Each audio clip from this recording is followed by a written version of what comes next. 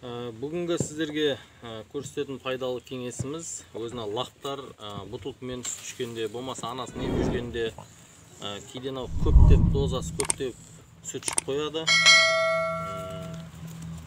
Содан осылай іштері өтеді. Шамал асқазанда қорықпай осылай іштері өтеді. Сол кезде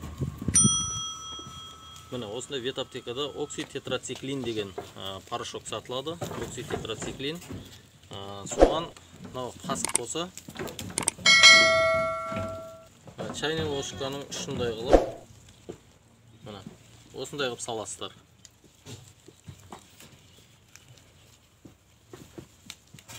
Оған мынау тимпанол деген бар, яғни іштерінің желденгенін бәрін қайтаратын осы. Бұл өте жақсы, өте пайдалы. Әрбір үйде болу керек. Тимпанол деген.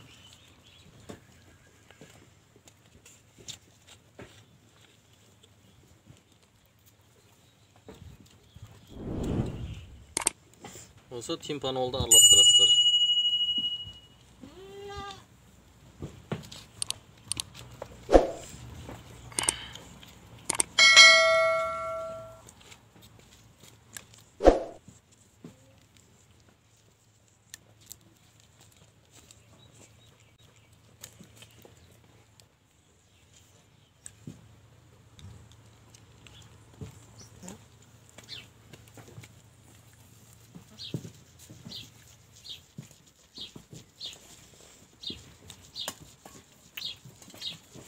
Жақсылап осылай тимпанолды, жаңағы окситетрациклинді екеуін жақсылап осылай араластырып аласыздар.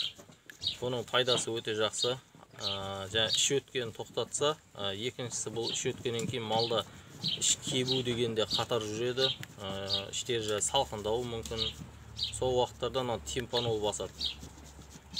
Асқазандағы түрлі ауруларға осы жақсы ем болып табылады.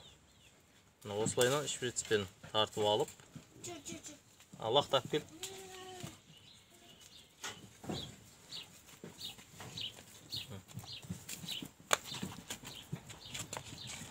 Жаңа іші өтіп атқан лақтарыңызға бересіздер.